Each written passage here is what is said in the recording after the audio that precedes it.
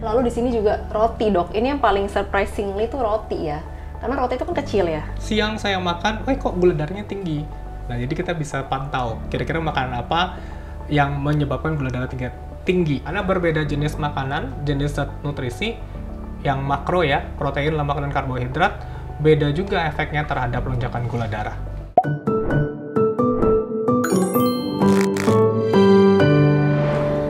Sehat MGani, kembali lagi bertemu dengan saya Jessica. Nah, hari ini saya udah ditemanin sama Dr. Rafael Kosasih, dokter spesialis gizi klinik.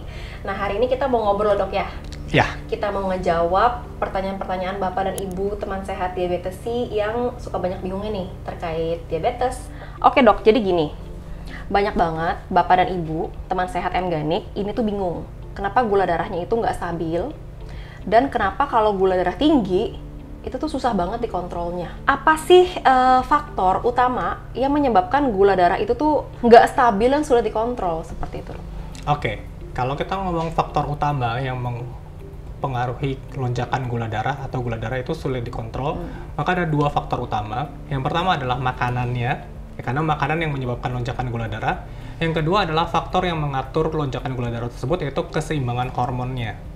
Jadi, kalau misalnya makanan yang kita makan itu karbohidratnya banyak jumlahnya, atau misalnya jenis karbohidratnya yang indeks glikemiknya tinggi, ya otomatis akan menyebabkan lonjakan gula darah yang tinggi juga.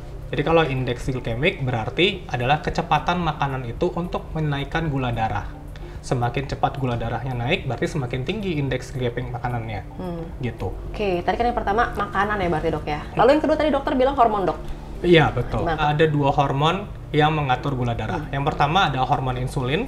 Hormon insulin ini keluar setiap kali kita makan ya. Jadi kalau misalnya kita makan makanan sesuatu, gula darahnya naik, nanti hormon insulin akan membantu memasukkan gula darah itu ke dalam sel-sel tubuh kita. Nah, sehingga nanti gula darahnya bisa kembali normal. Seperti itu. Nah, kalau misalnya kita lagi puasa atau gula darahnya rendah, nanti ada hormon-hormon lain yang berkebalikan dengan insulin cara kerjanya, ya seperti kortisol, hormon-hormon tiroksin. Dia gunanya justru untuk menciptakan gula darah. Ya, Dok, hormon kortisol tuh hormon stres bukan sih, Dok? Betul, hormon stres. Jadi kalau misalkan emang kita stres, maka tercipta gula darah di dalam tubuh kita. Ya. Nah, berarti salah satu tips juga biar gula darah nggak tinggi itu nggak boleh stres ya, Dok, ya? Ya, manajemen stres adalah salah satu cara untuk menormalkan gula darah. Oke.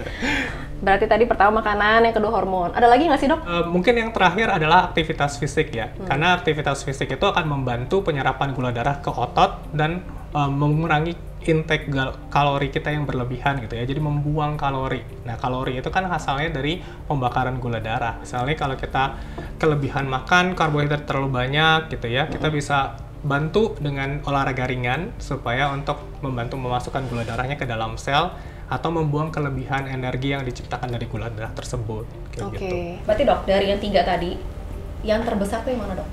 Yang terbesar adalah makanan, tentu saja. Karena kan makanan kita makan setiap hari, ya. Jadi akumulasi dari makanan yang kita makan itu akan menjadi gula darah kita. Nah, dalam waktu yang singkat, pemilihan makanan atau jenis komposisi makanan, jumlah makanan itu akan meningkatkan gula darah. Nah, dalam jangka waktu yang panjang, kalau kita makan makanan yang manis atau misalnya makan makanan berlemak, itu tentu saja akan menaikkan berat badan, menimbun massa lemak tubuh. Nanti dalam jangka panjang akan menyebabkan gangguan hormon yang mengatur gula darah tadi. Nah, jadi makanan yang paling berpengaruh sebenarnya, karena bisa mempengaruhi hormon juga kalau dalam jangka panjang. Jadi, Dok, pertanyaannya gini, kalau misalkan memang makanan yang paling berpengaruh terhadap kondisi gula darah, sebenarnya penderita diabetes itu masih bisa makan enak atau nggak sih, Dok? Nah, kalau enak kan sebenarnya relatif tergantung masing-masing orang ya. Saya selalu berpikir bahwa makanan yang sehat itu tidak selalu tidak enak. Padahal makanan-makanan sehat sebenarnya banyak pilihan-pilihan yang mungkin belum dicoba, tapi juga enak rasanya. Sebenarnya boleh saja dikonsumsi bagi penderita diabetes, asal yang pertama jumlahnya jangan terlalu banyak, jadi harus lebih mindful seperti itu. Yang kedua adalah mungkin ada cara-cara pengolahan tertentu atau waktu makan tertentu yang perlu diubah atau ditingkatkan aktivitas fisiknya segera setelah makan makanan tersebut. Jadi masih bisa menikmati hidup, tapi tanpa meningkatkan lonjakan gula darah, seperti itu. Oke, berarti ya nggak bisa dibilang orang diabetes udah nggak bisa makan enak lagi. Bisa. Iya, betul. Tergantung ya pemilihan makanannya, mindsetnya. Iya, betul sekali. Oke, jadi tuh sekarang aku lagi pakai alat continuous glucose monitor namanya, lagi dipasang nih di badan. Nah ini ternyata dok, setelah kita tanya-tanya, kita ngobrol sama para teman sehat, masih banyak yang belum tahu alat ini. Oke, jadi yang namanya CGM atau continuous glucose monitor itu adalah sebuah alat yang memiliki sensor. Sensornya itu nanti bisa berupa jarum atau bisa berupa implan, ya. Jadi sensornya ini akan ditaruh di bawah kulit. Nanti dia akan mendeteksi cairan di antara sel tubuh kita.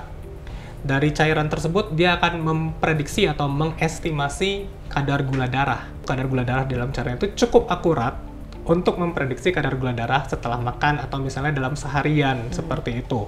Nanti di CGM sendiri ada transmitter yang bisa mengirimkan data yang dia peroleh dari cairan tersebut ya, bisa dikirimkan ke perangkatnya sendiri, ke perangkat khusus, atau mungkin ke aplikasi di handphone tergantung jenis alatnya. Jadi kurang lebih seperti itu. Nah, cara pasangnya biasanya kalau yang cuma punya jarum kecil ya, bisa langsung ditempel, dia ada perekatnya, jadi dia nggak bergeser-geser.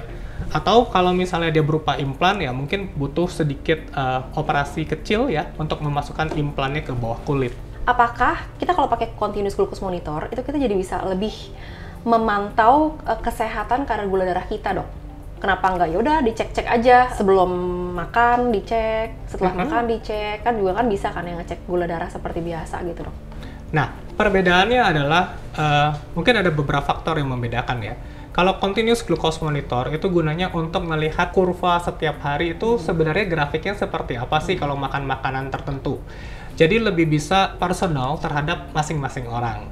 Dan kita bisa lihat misalnya makan apa nih yang tadi siang saya makan, kok gula darahnya tinggi.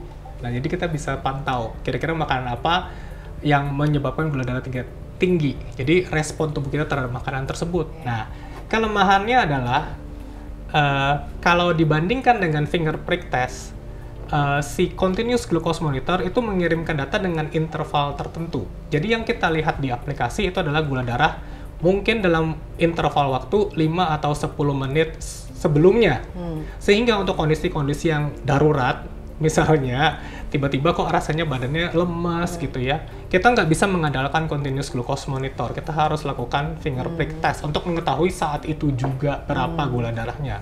I see, berarti ya dua-duanya dibutuhkan ya, dok? Iya, jadi tidak aja. bisa menggantikan secara sepenuhnya satu sama lain kayak gitu. Oke, dok, mau sharing mengenai ini dong, dok. Metode pengontrolan kadar gula darah yang efektif, dok.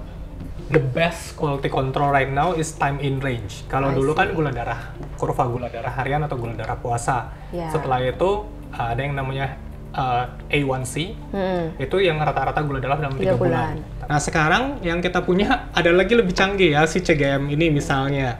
Jadi kita bisa tahu rata-rata setiap hari. Jadi kita bisa istilahnya bilang berapa lama sih durasi di dalam satu hari sebenarnya gula darah itu normal.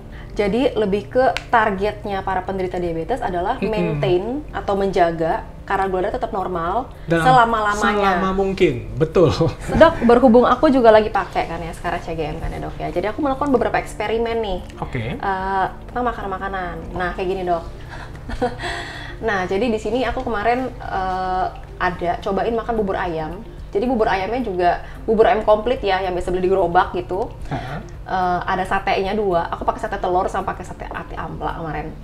Nah, ini tuh terpantau 1 jam setelah makan dia naik tuh ya, 167 mg per desiliter. Nah, ini berarti aku udah melewati batas normal dong ya? Iya, kalau sewaktu itu dia 149, tapi sebenarnya yang biasanya kita awal-awal itu dia akan tinggi, tapi insulin akan keluar untuk membantu menormalkan kadar gula darah. Jadi kalau misalnya setelah 2 jam dia tetap tinggi, nah itu biasanya pada pasien diabetes seperti itu. Berarti insulinnya tidak berhasil menormalkan kadar gula darahnya.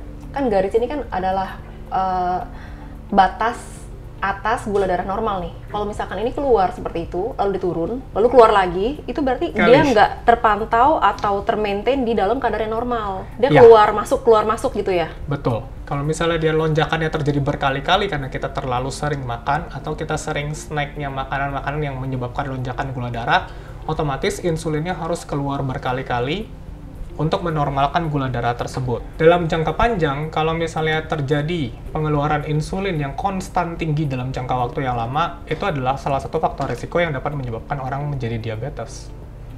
Gitu. Nanti sel-selnya tidak peka lagi terhadap insulin karena setiap hari, setiap waktu dibanjiri insulin. Oh, oke. Gitu, darahnya dibanjiri insulin. Jadi sel-selnya kayak saya tidak terlalu peka terhadap insulin lagi. Nah, ini tadi kan bubur ayam ya, Dok ya. Terus ini bakmi ayam, Dok. Ini tadi lebih tinggi ya, dibandingkan bubur ayam ya. Ya, kurang lebih. Lalu di sini juga roti, Dok. Ini yang paling surprisingly itu roti ya. Karena roti itu kan kecil ya, segini roti. Gitu. Terus kalau misalkan kita membandingkan dengan satu porsi bubur ayam ataupun bakmi ayam, pasti kan porsi lebih kecil ya, snack gitu kan ya. Iya, betul. Tapi ternyata lonjakan gula darahnya itu jauh lebih tinggi dibandingkan yang lain.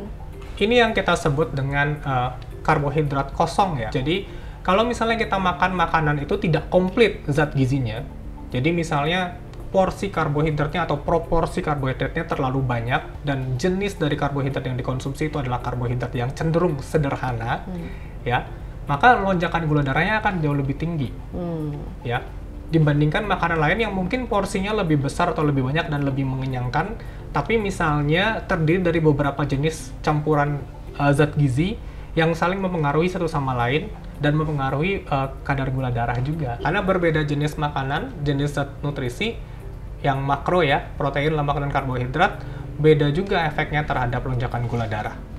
Gitu. Oke.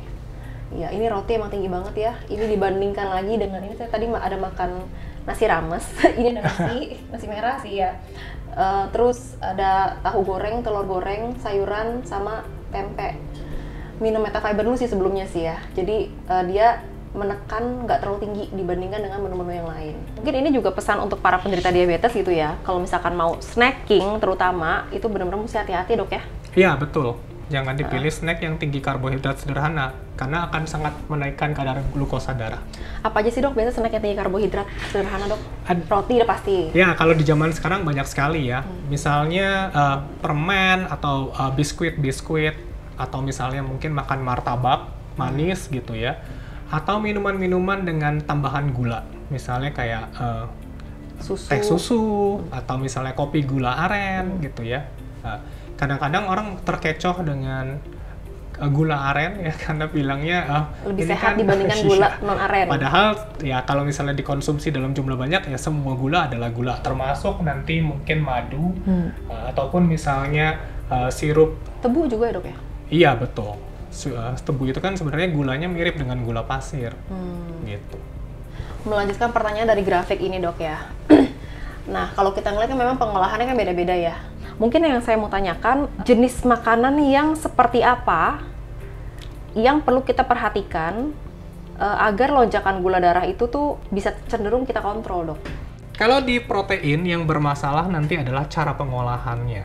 Ya, jadi kalau misalnya mengolah protein, sebaiknya biasanya orang Indonesia tidak mengenali makanan sumber karbohidrat. Ya, kayak tadi misalnya bingung, jagung ini sebenarnya sayur atau karbohidrat. Saya bingung.